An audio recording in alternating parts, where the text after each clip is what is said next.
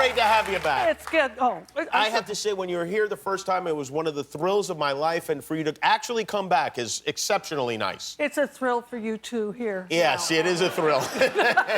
It's a double thrill. And by the way, happy birthday Thank to you. I know it was your birthday I last week. I had a birthday last Thursday, 85. 85. I wanted to make sure it was okay to... You don't care about that stuff. When you look like this and you have this brain, you're happy to be 85. Yeah, really.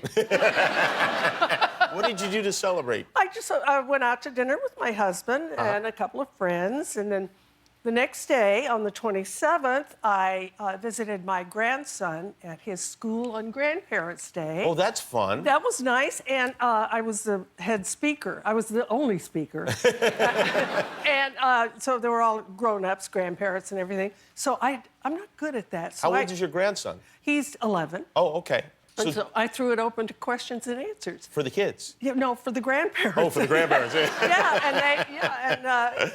were great. And so I would think so. Do the kids know you? Do they know what you've done? Well, yeah, some of them do because of having been in Annie, you know, Miss Hannigan and that, and then YouTube, and then our DVDs, and so.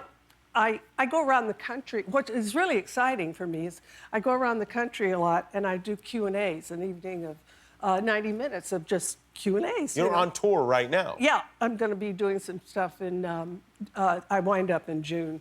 And so, but a couple of years ago, because of being on YouTube and the DVDs, I'm thrilled. I'm getting audiences ranging from 9 years old to maybe 90. You know? Isn't that great? It's fabulous. It's and, fun when we watched your show, that's how it was. My sister and my parents and my grandparents, we would all watch the show. It was the same age range. That's great. And so a couple of years ago, and it's all random. The questions that you get. I never know. I don't want any plants in the audience or anything. And a little boy raised his hand in the second row, and I called on him. And I said, first of all, what's your name? And he said, Andrew. And I said, how old are you, Andrew? And he said, 9. And I said, you know who I am? And there was a pause, and he said, surprisingly, yes.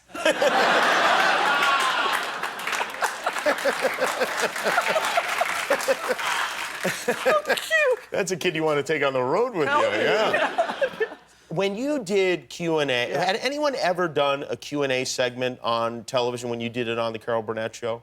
I don't think so. I don't think so either. I don't think so. I was hesitant to do it at first because I was afraid I wouldn't come up with any snappy answers or that nobody would ask a question, you know. But eventually, it caught on, and I really enjoyed doing it. And I never knew I didn't want to know what anybody was going to ask. But and that was all off the cuff. There was just random people in the audience, and you would talk to them, and then it would go on the show. Well, this one time, whenever I'd go out and do Q&A, and I'd get a question or something, sometimes the crew, the cameraman and some of the people on the crew would be laughing before I would even give an answer. It's because they have earphones in, and the guys in the booth would be making funny jokes. I see, and the crew is laughing at the crew would laugh, and I'd get ticked off, you know. What's going on here? So this one week, I asked Bob Mackey, our costume designer, to make me a dress in Q&A with a turtleneck. Then I got one of those wires, and I wore it. Only my dresser knew, and Bob Mackey, and we wore it, and I put the thing in the ear, and then wired it back here. My hair covered it, and you couldn't see it through the turtleneck, right?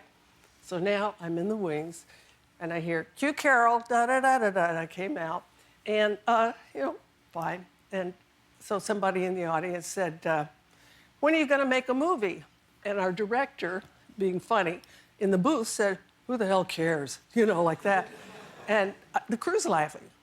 So they said, when are you going to make a movie? And I heard that, and I said, oh, you know, I would, but who the heck would care?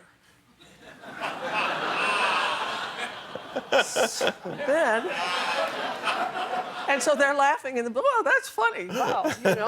And somebody said, would you do the Tarzan yell? And one of the guys in the booth said, yeah, we've heard that for 1,000 times. And I said, oh, I would, but, you know, I bet I've done this 1,000 times. they say, she's got a wire. She's got a wire. Okay. And he said the camera forward. Get around. See so the camera pans around this way.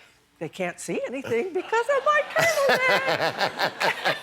And I kept doing it all the way through. Now they're hurling obscenities to me in the booth. Oh. And I'm trying, answering questions while I'm hearing all this coming in. Anyway, I got through it. And on the way home, my husband, who was a producer, said, "Did you have a wire in your... I said, "What are you talking about?" I like that. Now they know. Espionage. Yeah. Thanks for watching, and remember, every time you click the subscribe button, one of your enemies gets destroyed.